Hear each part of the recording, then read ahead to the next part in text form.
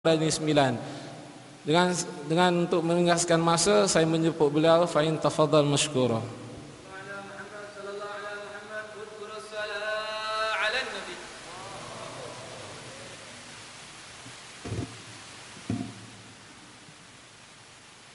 Assalamualaikum warahmatullahi wabarakatuh. Alhamdulillahi rabbil alamin. والعاقبة للمتقين فلا عدوان إلا على الظالمين اللهم صل وسلم على سيدنا ومولانا محمد النور المذهب للنسيان بنوره وعلى آله في كل لمحة ونفس عدد ما وسعه علمك آمين. أما بعد. Yang berusaha fungsi majlis yang saya mulia dan saya hormati, barisan para ulama yang tidak mampu untuk saya sebut satu persatu nama mereka oleh kerana terlalu ramai mereka yang hadir pada malam yang berbahagia ini, sama ada yang masyhur maupun tidak, tetapi kita meyakini mereka itu adalah merupakan kekasih Allah Subhanahu wa ta'ala.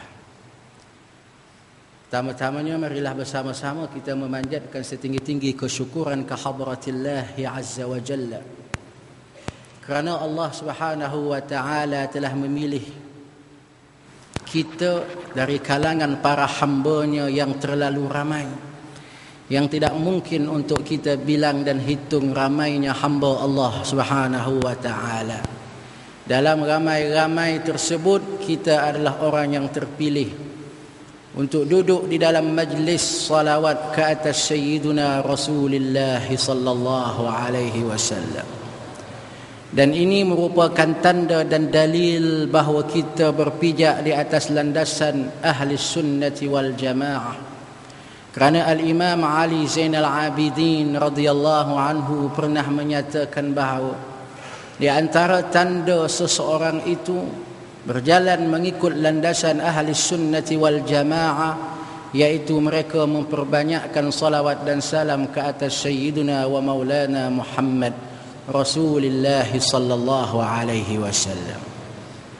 Terima kasih saya ucapkan kepada pihak penganjur kerana menjemput saya, seorang manusia yang mutataffil, kanak-kanak kecil, di hadapan hidangan para ulama pada malam yang berbahagia ini.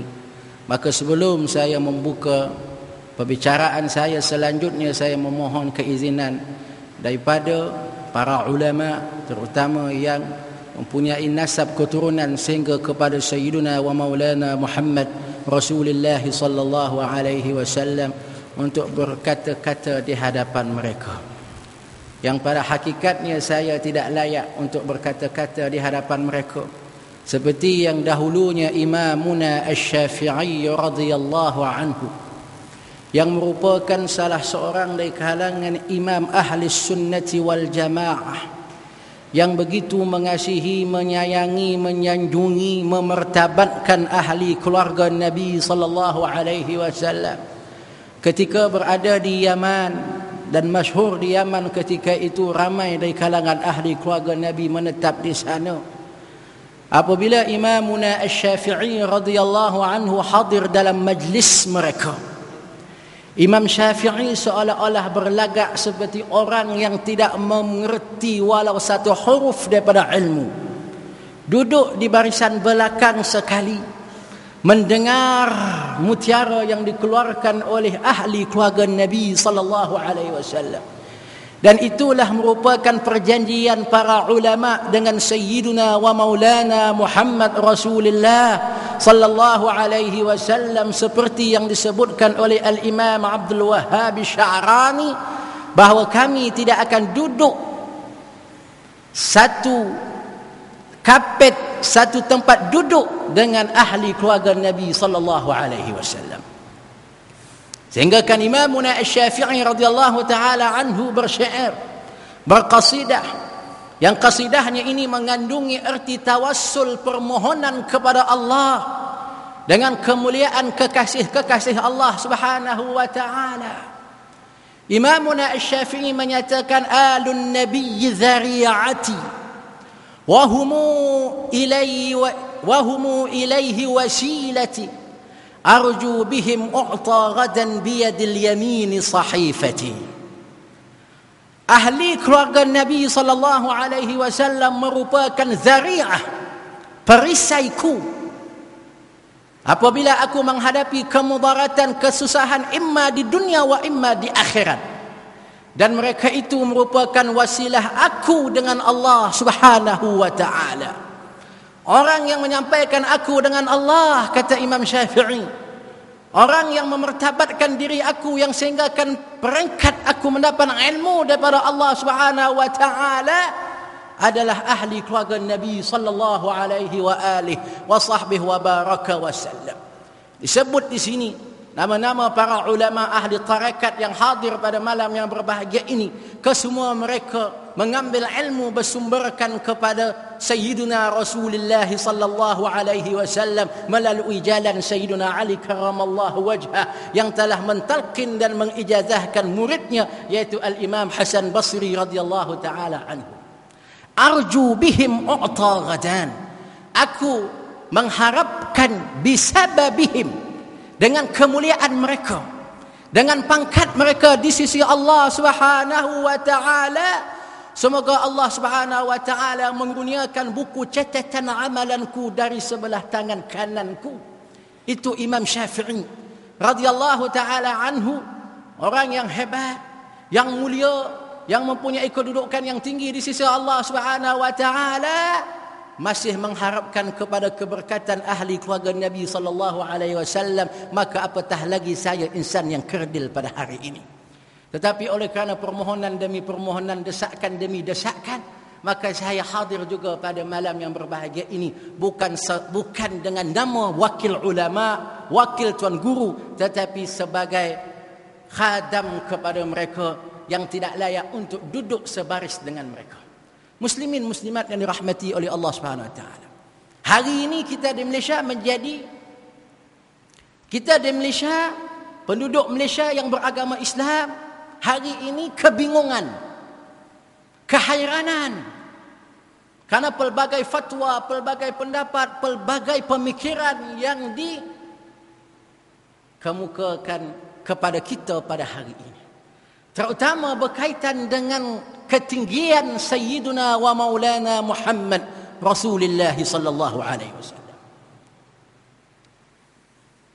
Kita dikatakan bahawa Nabi itu seumpama manusia biasa. Dicanangkan firman Allah, qul innama ana basyarum mislukum. Katakan wahai Muhammad, aku merupakan manusia seumpama kamu, seumpama kalian. Maka dengan ayat ini, maka ada di kalangan kita yang menyuntik jarum Yahudi ke dalam hati-hati umat Islam, sehingga kan mereka memandang Muhammad itu seumpama kita manusia sahaja. Dan ini merupakan pandangan jahiliyah, pandangan orang-orang yang tidak menganut Islam, pandangan orang yang tidak mentauhidkan Allah dan menyaksikan kebenaran risalah Muhammad sallallahu alaihi wasallam. Cuba kita lihat bagaimana pandangan kaum Nabi Nuh alaihi salam terhadap Nuh alaihi salam. Faqala al-mala'u alladhina kafaru min qaumi ma naraka illa basharan mithlana. Berkata orang kafir dari kalangan kaum Nuh alaihi salam, sesungguhnya kami tidak melihat engkau wahai Nuh melainkan manusia seperti kami.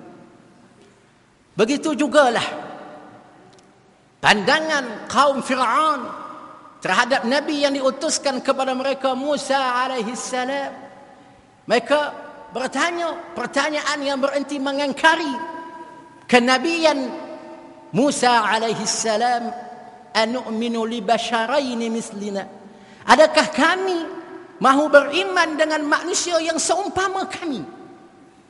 Maka oleh kerana itulah kita pada hari ini, kedatangan kita pada hari ini untuk memertabatkan Nabi dan menyatakan sesungguhnya Muhammad manusia, tetapi Muhammad sallallahu alaihi wasallam dikurniakan keistimewaan yang tidak ada sesiapa pun yang mampu untuk menandinginya. Karena itulah Al-Imam Al-Busairi radhiyallahu taala anhu menyatakan, Famablaghul 'ilmi fihi annahu bashar wa annahu khairu khalqillahi kullihim. Setinggi-tinggi ilmu manusia, setinggi-tinggi pemikiran manusia berkaitan dengan Muhammad sallallahu alaihi wasallam, mereka hanya mampu menyatakan Muhammad itu adalah manusia.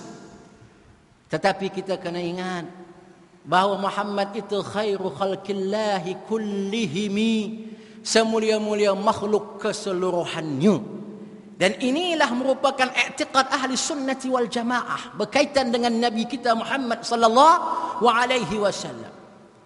Nabi Muhammad sallallahu alaihi wasallam merupakan makhluk, bukannya manusia, tetapi makhluk yang teragung, yang terafdal, yang termulia dari kalangan makhluk Allah Subhanahu wa taala, melebihi kemuliaan arasy, kursi, lauh, qalam dan sebagainya.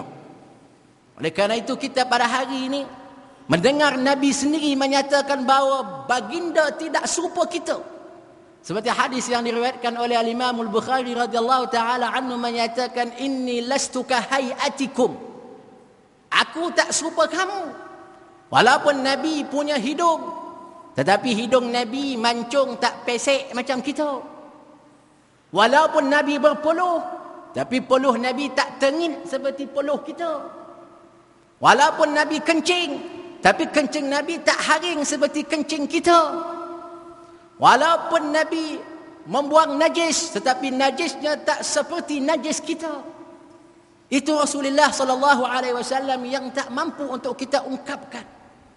Karena itu Imam Busairi menyatakan, fa inna fadla Rasulillah laysa lahu had fayu'riba anhu natiqun bifami. Sesungguhnya kemuliaan Nabi itu tidak ada hadnya, sehingga akan mampu lidah untuk mengungkapkan kemuliaannya. Tak mampu lidah manusia ini mengungkapkan kemuliaan Rasulullah sallallahu alaihi wa alihi wa sahbihi wa baraka wa sallam. Karena itulah Imam Al-Qurtubi radhiyallahu taala anhu menyatakan bahawa jikalau Allah Subhanahu wa taala membukakan kecantikan Rasulullah sallallahu alaihi wasallam ini pada pandangan manusia biasa, maka sudah pasti tiada siapa pun yang mampu untuk menatap wajah Rasulullah sallallahu alaihi wasallam. Muslimin muslimat yang dirahmati oleh Allah Subhanahu wa taala. Pada hari ini kita di Malaysia mendapat musibah. Tak ada orang yang paling, tak ada negara yang paling banyak musibah melainkan Malaysia. Apa dia musibah kita? Ada orang mengaku jadi Nabi, wal'iyazubillah. Ada orang yang mengeji, mengecam Rasulullah sallallahu alaihi wasallam. Karena itulah Imam Abu Bakar Al-Arabi radhiyallahu taala anhu yang merupakan murid kepada Imam Al-Ghazali menyatakan bahawa tidak ada lagi kebaikan di sesebuah negara yang di dalam negara tersebut Nabi mereka dicaci, Nabi mereka dihina, Nabi mereka dikatakan begitu begini dan sebagainya. Maka oleh kerana itu saya seru kepada tuan-tuan yang mulia pada hari ini, bangkitlah tuan-tuan, bangunlah bersama-sama untuk kita memertabatkan Rasulullah sallallahu alaihi wasallam, untuk kita memuliakan Rasulullah sallallahu alaihi wasallam, supaya kita hari ini memandang Rasulullah sallallahu alaihi wasallam seperti yang dipandang oleh para ulama. Al-Imam Syafi'i radhiyallahu taala anhu menyatakan pada suatu hari dalam majlisnya seperti yang diriwayatkan oleh Al-Imam Al-Baihaqi, beliau menyatakan, ma min mu'jizatin sabaqat li nabiyyin illa kanat li Rasulillah sallallahu alaihi wasallam mislaha aw afdala minha. Tidak ada setiap mukjizat yang Allah Subhanahu wa taala kurniakan kepada para nabi yang sebelum diutuskan Rasulullah sallallahu alaihi wasallam, dikurniakan juga kepada Rasulullah sallallahu alaihi wasallam mukjizat tersebut, sama ada sama ataupun lebih kurang tidak. Maka ketika itu salah seorang di kalangan ahli pengajian yang mengangkat tangan bertanya, wahai Imamuna Syafi'i,